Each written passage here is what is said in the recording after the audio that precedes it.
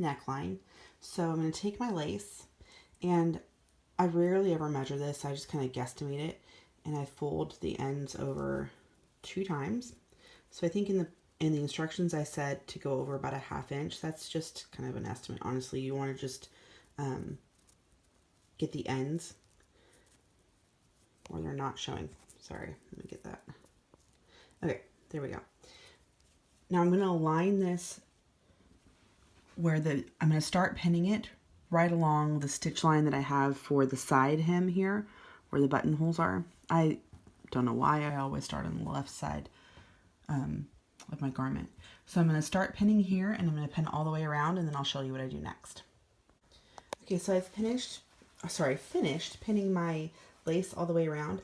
I tend not to cut until I've made it to the end. That way I can ensure that I've got enough lace. So I'm just going to kind of guesstimate about where about 1/2 inch is for my lace beyond the stitch line that you can see right there. So I'm just going to cut that. Doesn't have to be super precise, but you don't want to have too much. Okay, this is truly challenging my one-handed skills here. Okay, so I folded that over twice, and then I'm just going to place a pin right here. Alright, so now everything is pinned. I'm going to take this to my machine, and I'm going to baste just really close to the edge here, just to keep the lace in place while we attach the bias tape. Okay, so the lace has now been basted on, and I'm going to turn my dress wrong side out, because we're going to attach the bias tape, to the inside of the dress first. So I made my own bias tape just because I really like it to coordinate with the dress. So this is 1/2 inch, this is single fold bias tape. The reason we're using single fold is because it's easier to manipulate than the double fold. You can definitely use double fold.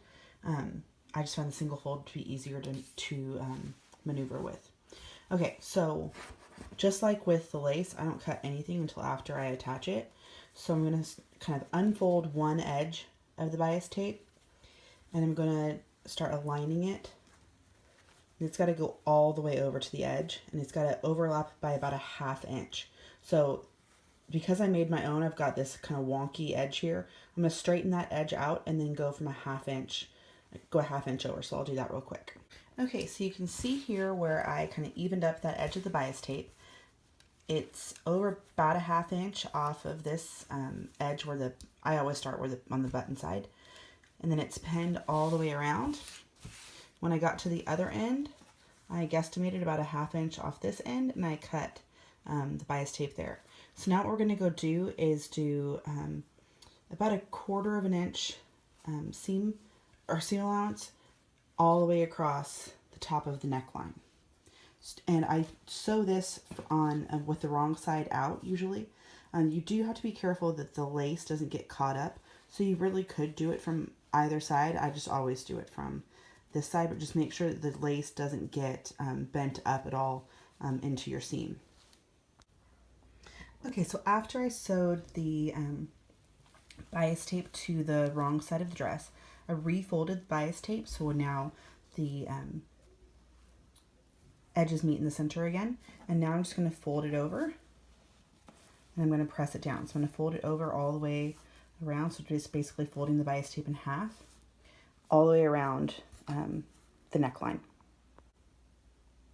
Okay, so now I've pressed the bias tape in half again, and now in order to take care of this edge that's hanging over there, I'm actually going to flip the dress, and I'm going to fold the bias tape just on the edge here. I'm going to fold it in half, right sides together.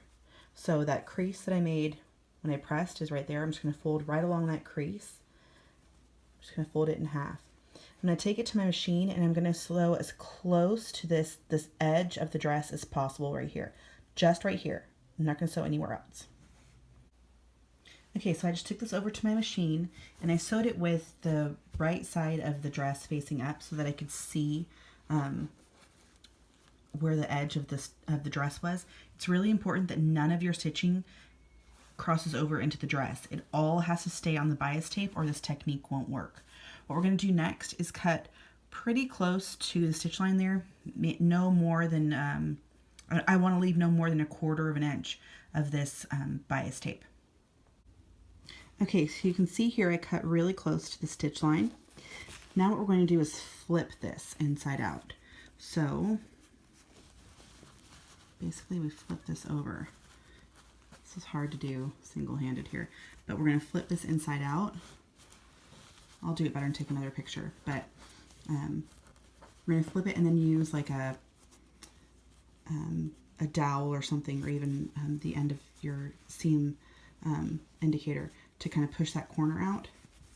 And then that corner will be, all the edges will be encased within here. I'm going to do a better job of this. This was just kind of to show you how you do it, but I'll make that look pretty.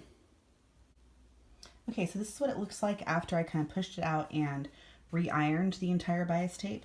So now I'm going to take this to the machine and I'm going to sew from the right side of the dress up to ensure that I don't catch the lace and ensure that I catch the edge of the bias tape.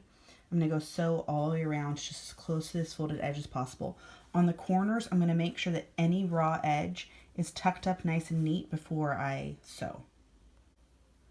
Okay, so now you can see, if you look really close, the stitching all the way around, right along the edge, and I tucked those raw ends. Anything that could hang out, I just tucked it up in there before I sewed. And now you're done. Hi, thanks for watching. Make sure you subscribe.